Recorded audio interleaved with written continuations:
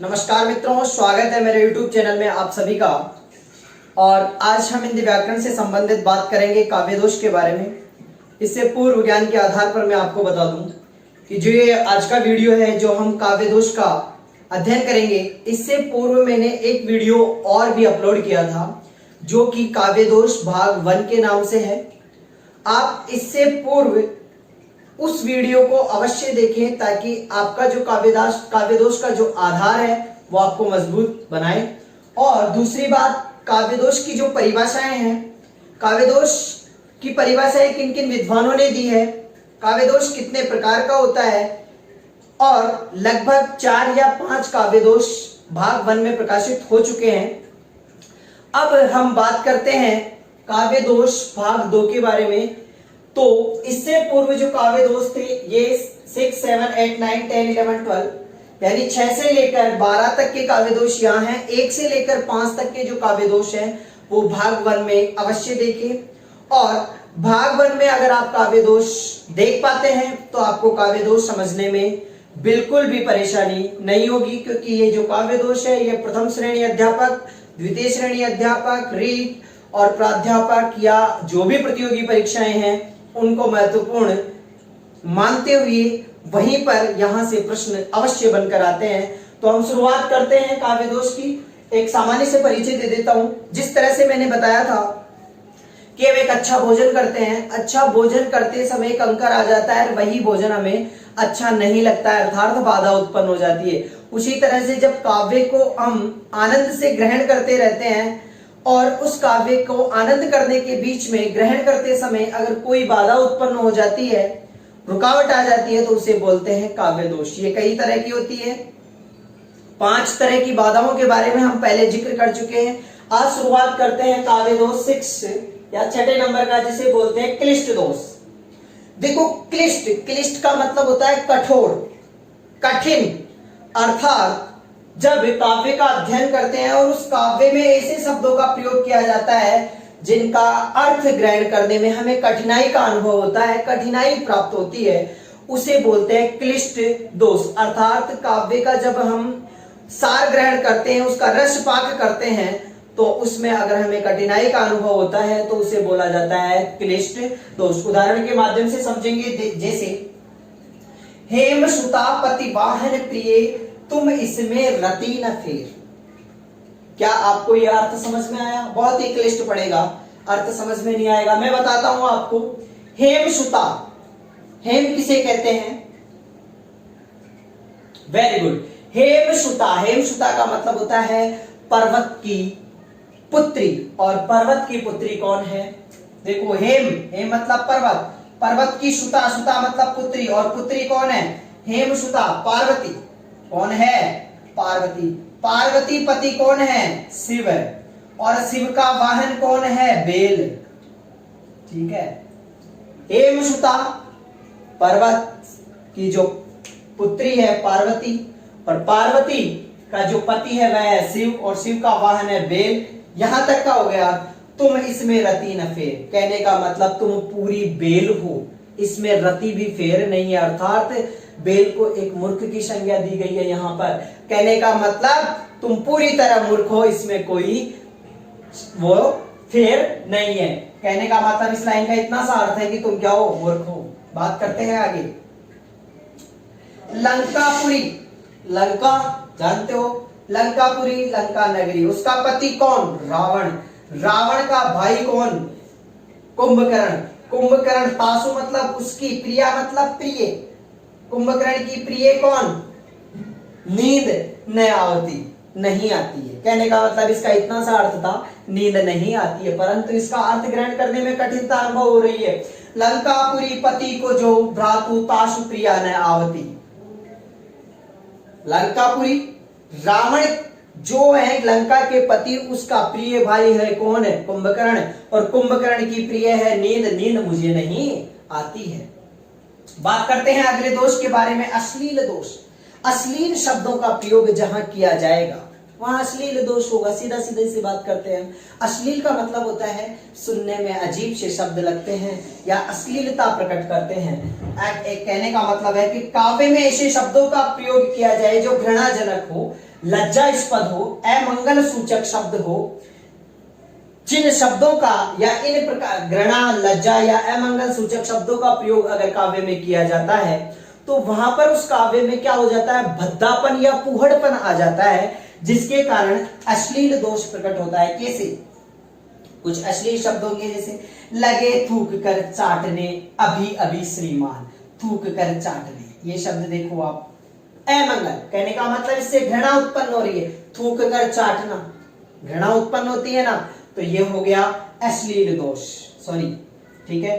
देखो, रावण के दरबार में स्थित अंगद का पाद, ये शब्द देखे, अंगद का पाद, पाद शब्द अश्लील शब्द है, परंतु यहां पर आप जब अर्थ ग्रहण करते हो तो पाद का मतलब पैर होता है, परंतु सुनने में पढ़ने में कैसा लग रहा है, अश्लील लग रहा है ना।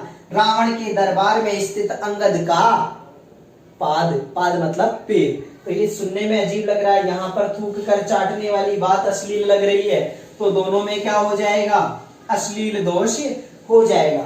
बात करते हैं अप्रतित्व दोष की बारे में। जहां ऐसे शब्दों का प्रयोग हो जो केवल शास्त्र विशेष में प्रयोग में हो।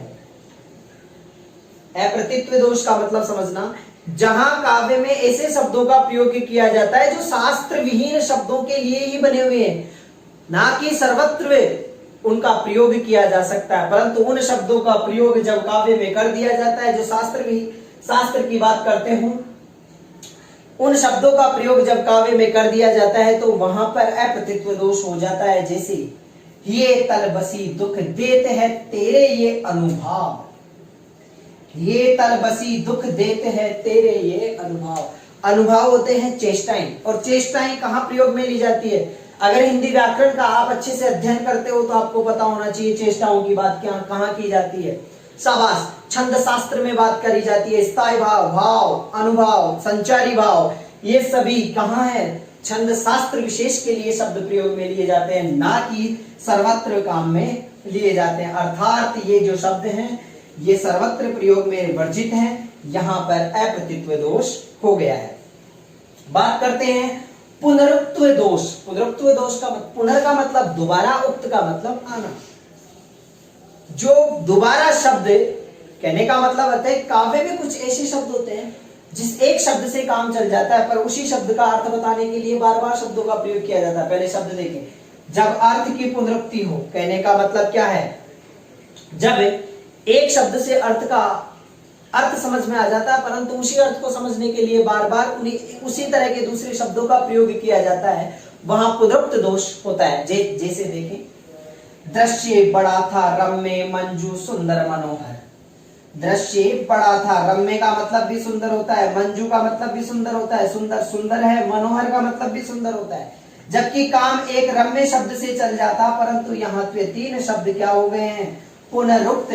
पुनर मतलब दोबारा उसी बात की पुनरुक्ति करने के लिए उन शब्दों का प्रयोग किया जाता है, वहां पर पुनरुक्त दोष होता है। एक और उदाहरण देखो, यहाँ पे लिखा हुआ है मूर्छी परी सुधी नाही। मूर्छी परी, कहने का मतलब मूर्छित अवस्था में है, सुधी नहीं, होश नहीं है। मूर्छित अवस्था में है, होश नहीं है। अरे बात तो दोनों एक ही है, एक बात से भी काम चल सकता था, परंतु यहाँ पर दो बार कहा गया है। कहने का मतलब पुनरुक्त दोष है। समझ में आया? वेरी गुड, ये चारों आपके समझ में आएंगे होंगे। आगे चलते हैं, न्यून पदत्व दोष। न्यून पदत्व दोष क्या होता है?